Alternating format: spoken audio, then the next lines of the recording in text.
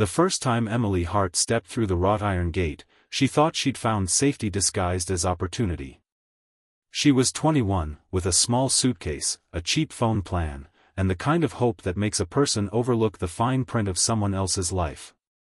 The listing had sounded perfect: live-in childcare helper needed. Private room. Warm family home. Respectful couple. Light housekeeping. The pay wasn't huge, but it was steady, and Emily's own home had been running out of room for her dreams. The house belonged to Mark and Laura Bennett. From the outside, the Bennetts looked like the kind of people a neighborhood trusted without thinking. Mark wore crisp shirts and spoke with the calm confidence of someone used to being listened to. Laura had a careful smile and immaculate hair, the sort of woman who brought homemade muffins to school events and remembered everyone's birthdays. They shook Emily's hand at the door as if she were joining a team. "We're so glad you're here," Laura said, voice bright, eyes darting quickly toward the hallway as though she was already counting what needed to be done. "We've had trouble finding someone reliable." Mark added, almost warmly, "We value loyalty. We take care of our own." Emily told herself the tightness in his phrasing was just awkwardness. She followed them inside. The home smelled of lemon cleaner and something faintly sweet, like potpourri. Everything was neat, almost too neat. No shoes by the door. No stray toys on the floor.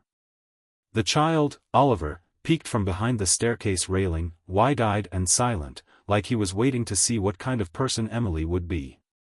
Laura gave her a quick tour: kitchen, living room, laundry room.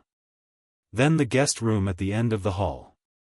"This is yours," Laura said, presenting it like a gift. "We believe privacy matters." The room was small but clean: a narrow bed, a dresser, a window facing the garden. Emily noticed the lock on the outside of the door and told herself it was for safety, maybe to keep the child from wandering in. Still, it made her throat go a little dry. That first week, everything moved in a polite rhythm. Emily woke early to make breakfast for Oliver, walked him to the nearby park, folded laundry, wiped counters, read him picture books in the afternoon light. Laura watched from doorways, smiling as if approving a performance. Mark asked questions at dinner: where Emily was from, who she talked to, what her plans were, questions wrapped in friendliness but tied with invisible string. On the third night, Mark mentioned money. "Times are strange," he said, tapping his fork against the plate as if it were a metronome. "People are jealous when they see stability. They try to disrupt it." Laura nodded quickly. "You can't be too careful." "Not anymore." Emily laughed softly, trying to match their tone. "I guess that's true." Mark's eyes sharpened, just for a moment. "It's more than true. It's happening." After that, small rules began appearing like dust, quiet, accumulating, hard to argue with once they settled. Laura asked her to keep her phone on silent during work hours. Then during dinner, for family connection. Then at night, so it doesn't wake the child. Mark suggested she save money by limiting calls, since networks track everything. They offered to hold her passport and work papers, in a secure place, because, Laura said with a soft laugh, you'd hate to misplace something so important. Emily hesitated, only for a second. Mark stood, opened a drawer, and produced a thick envelope as if he'd prepared for this moment. "We'll keep them right here," he said. "Locked. Safe. Like we do with ours." Emily handed them over, smiling because smiling was easier than being the difficult new person in someone else's home. That night, in her small room, she stared at the garden through the window.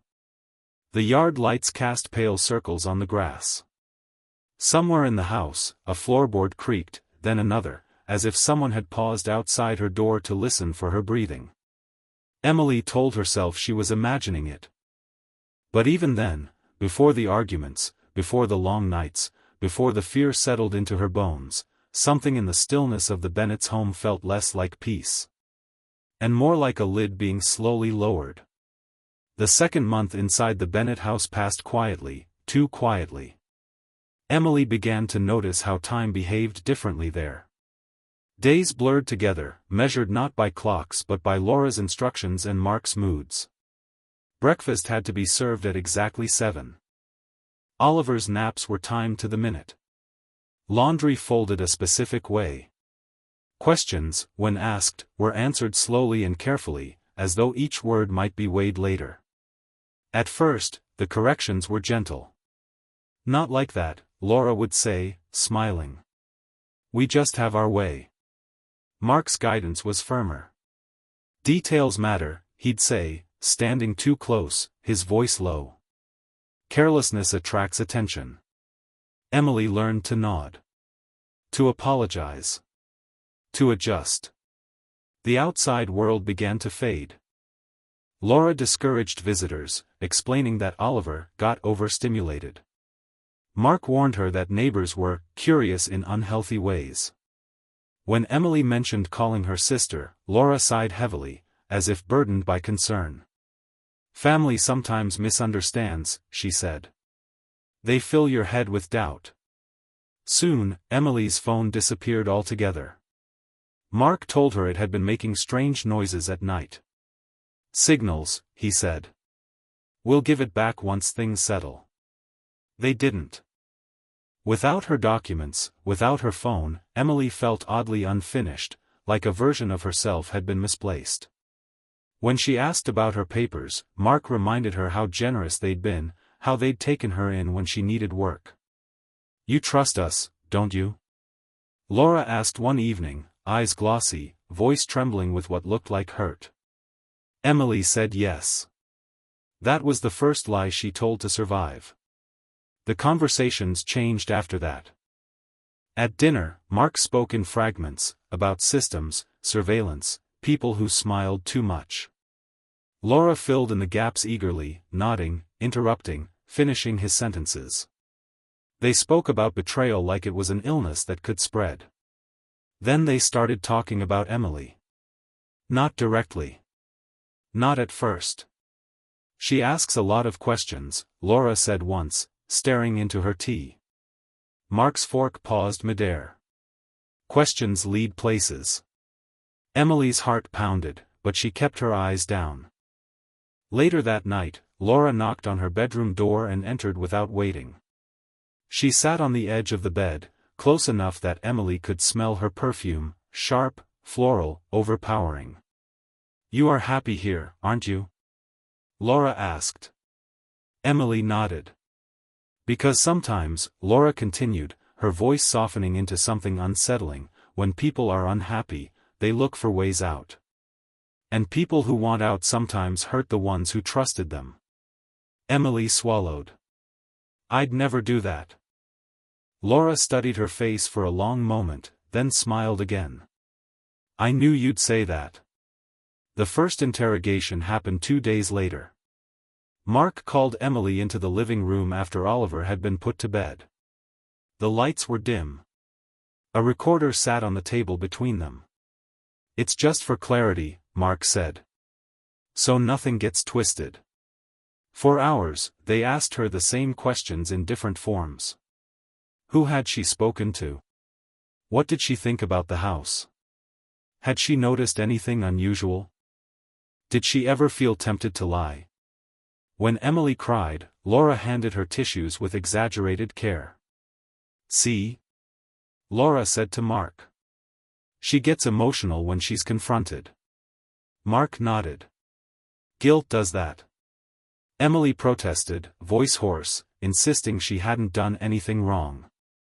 Mark told her that innocence didn't need to defend itself so loudly.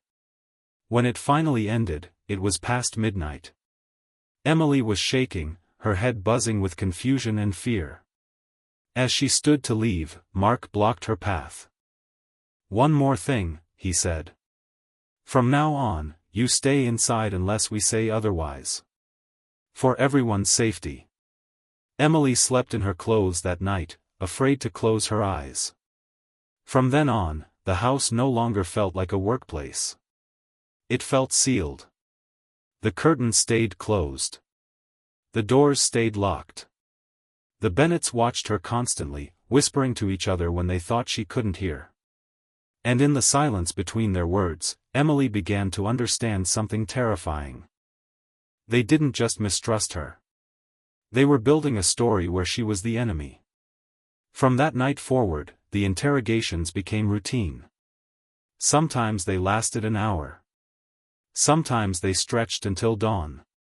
Mark would sit across from Emily, elbows on his knees, voice calm and relentless. Laura paced, occasionally stopping to ask a question that felt less like curiosity and more like a test with no correct answer.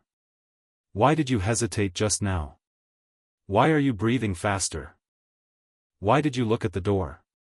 Every reaction was treated as proof. Emily learned that silence was suspicious, but so was speaking too much. Tears were interpreted as manipulation. Calmness was seen as calculation. No matter how she responded, the conclusion was the same: she was hiding something. They began keeping records. A notebook appeared on the kitchen counter. Pages filled with dates, times, observations. Mark read from it during interrogations, quoting Emily's own words back to her, twisted into something unrecognizable. You said you missed your sister, he reminded her once. Why would you miss someone if you weren't planning to contact them? Emily shook her head, exhausted. I miss her. Laura's voice snapped. That's not an answer. Sleep became a privilege. Some nights, Emily was woken by knocking, sharp, insistent, followed by Mark's voice ordering her into the living room. Other nights, the light stayed on in her room until morning. Food portions shrank. Meals were skipped until honesty improves. Her body weakened. Her thoughts slowed. Fear settled into her muscles like a permanent ache. Oliver stopped speaking to her altogether. Laura told Emily it was because children could sense danger. He knows you're not safe, she said, holding the child close while staring at Emily with quiet triumph. The first time Mark struck her, it was framed as restraint. You were getting hysterical, he explained afterward, his tone measured. We had to regain control of the situation. Laura watched silently, arms folded, then later brought Emily an ice pack. You pushed him, she said gently. But this doesn't have to happen again. It did. Again and again. Each incident was followed by long lectures about trust, betrayal, and the sacrifices the Bennets were making to protect their family. Emily apologized so often the words lost meaning. She began to believe, dimly, dangerously, that if she could just say the right thing, behave the right way, this nightmare might end. But the Bennets' beliefs were no longer grounded in reality. They spoke openly now of plots and hidden networks. Of Emily being sent to observe them. Of coded messages in her tone of voice. Laura insisted Emily smiled at the wrong moments. Mark claimed her silence was confirmation. They played back recordings of the interrogations, forcing Emily to listen to herself while explaining what she really meant. You hear it now, don't you? Laura asked. The deception? Emily nodded, because nodding was safer than disagreeing. The garden became another threat. Mark warned her that running would be pointless. People disappear all the time, he said casually, trimming the hedges. Especially people who make trouble. Emily watched the gate from her window, memorizing the way the latch worked, the times Mark stepped outside alone. But she was too weak to act. Too watched. Too afraid of what would happen if she failed. By the end of the third month, Emily no longer recognized herself. Her reflection looked older. Her eyes were dull, ringed with shadows. She moved carefully, like every step might trigger punishment. The house had stripped her down to something small and quiet. Still, somewhere beneath the fear, a fragile instinct to survive flickered. She waited. She hoped. And she didn't yet know that the Bennets were reaching the most dangerous stage of all, the moment when belief hardens into certainty and certainty demands a final solution. The Bennets stopped pretending their actions were temporary. By the 4th month, they spoke as though the situation with Emily had become a permanent condition, something to be managed rather than resolved. Mark referred to her presence as a containment issue. Laura described it as unfinished business. Emily was no longer allowed in most rooms alone. Doors were locked behind her. The garden view from her window was blocked with a heavy curtain. Even the sound of the street outside, the distant cars, the muffled voices of neighbors, felt unreal, like memories from another life. The interrogations changed tone. They were no longer searching for answers. They were demanding confessions. Mark insisted she admit her role in what he called the scheme. Laura fed him theories, pacing, growing more animated with every accusation.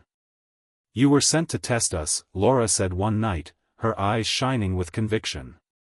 "You're waiting for instructions," Mark added. "You think we don't see it," Laura whispered. Emily denied it all, her voice barely audible.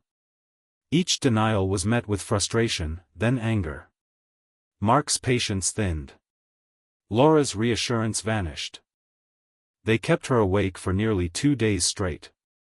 When Emily slumped in her chair, barely conscious, Mark shook her shoulders. "This is what happens when you resist," he said. "You're doing this to yourself." Food became conditional. Water was measured. Emily's body trembled constantly now, her thoughts fractured and slow. She struggled to remember dates, sometimes even her own age. Laura documented everything with obsessive care. She labeled audio files, organized notes, highlighted phrases. "This will protect us," she said, as if building a case against an invisible jury. Emily overheard them arguing late at night, whispers seeping through the walls. "She's dangerous," Laura insisted. "She's cornered," Mark replied. "That makes her worse."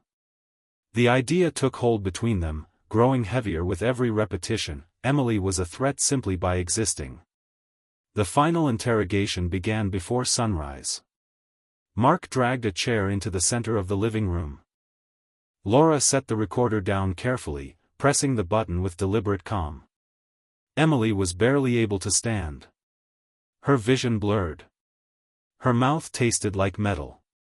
"This ends today," Mark said. They circled her with words, accusations layered on accusations, logic unraveling into certainty. Laura screamed that Emily had ruined their lives. Mark demanded the truth he'd already decided existed. When Emily collapsed to the floor, Laura didn't rush to help. Instead, she stepped back. Something broke in the room then, not loudly, not all at once, but with the quiet finality of a door closing forever. What followed was chaotic and desperate. Mark later claimed he'd lost control. Laura said it had been unavoidable. Both insisted they'd been forced into action. Emily didn't speak again. When it was over, the house fell silent. For a long time, the Bennets simply stood there, staring at what they'd done, not with panic, but with a strange, hollow focus. The threat, as they saw it, had been neutralized. Now they had a new problem. Evidence. That night, smoke rose from the Bennets' garden, thin at first, then darker. Laura told herself it was practical. Mark said it was necessary. They worked quickly, methodically, believing they were erasing the final loose end. They didn't notice the neighbors watching. They didn't hear the phone calls being made. And they didn't realize that the world they'd sealed out for months was already pressing back in, drawn by the smell of smoke and the truth they could no longer contain. The first police car arrived just after dawn. Neighbors had reported an unusual fire in the Bennets' garden, too early, too controlled, too deliberate. Smoke still hung in the air when officers stepped through the gate. Mark met them at the door, composed, almost rehearsed. Laura hovered behind him, arms crossed tightly against her chest. They said it was yard waste. Old furniture. Nothing unusual. The officers smelled otherwise. Within minutes, the garden was sealed off. What had been meant to disappear revealed itself in fragments, ashes that didn't belong to wood, remnants that could not be explained away. Mark's calm faltered. Laura began talking too much, offering details no one had asked for. Inside the house, investigators found silence pressed into every corner. Emily's room was bare. Too bare. No personal items. No phone. No documents. The lock on the outside of the door raised immediate concern. So did the recorder on the living room table, still plugged in. One officer pressed play. Emily's voice filled the room, weak, shaking, pleading. Questions followed. Accusations. Hours of them. The recordings painted a picture far darker than anything Mark and Laura had described. When confronted, Laura insisted it was documentation. "We were protecting ourselves," she said, eyes wide. "She was dangerous." Mark nodded. "You don't understand what she was capable of." Investigators did understand one thing clearly: this had not been a moment. It had been a process. Medical experts later documented extensive injuries, evidence of prolonged harm. Patterns that spoke of control, not chaos. Deprivation, not accident. Each finding stripped another layer from the Bennett's version of events. The arrest was quiet. Mark didn't resist. Laura cried loudly, insisting she was the real victim. As they were led away, the house stood behind them, still, orderly, hiding nothing anymore. The story spread quickly. Neighbors replayed every interaction in their minds. The polite waves. The closed curtains. The silence. People asked how something like this could happen without anyone noticing sooner. Investigators pieced together Emily's final months through recordings, notes, and timelines. A young woman who had come for work had been slowly erased, isolated, controlled, and convinced she was the problem. In custody, the Bennetts remained united. They spoke of conspiracies. Of betrayal. Of being misunderstood. Mental health evaluations revealed how deeply their beliefs had fused together, reinforcing and escalating until reality no longer stood a chance. But shared belief did not mean shared innocence. Prosecutors laid out the case methodically. The recordings. The injuries. The deliberate attempt to destroy evidence. A pattern of behavior impossible to dismiss as confusion or fear. Emily's family listened as strangers described her last days. They learned how she'd been spoken to. How she'd been treated. How long she'd endured before the end. There was no defense that could undo that. As the trial approached, the Bennetts were separated for the first time in months.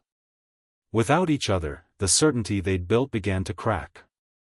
And the truth, patient, undeniable, moved steadily toward its final reckoning.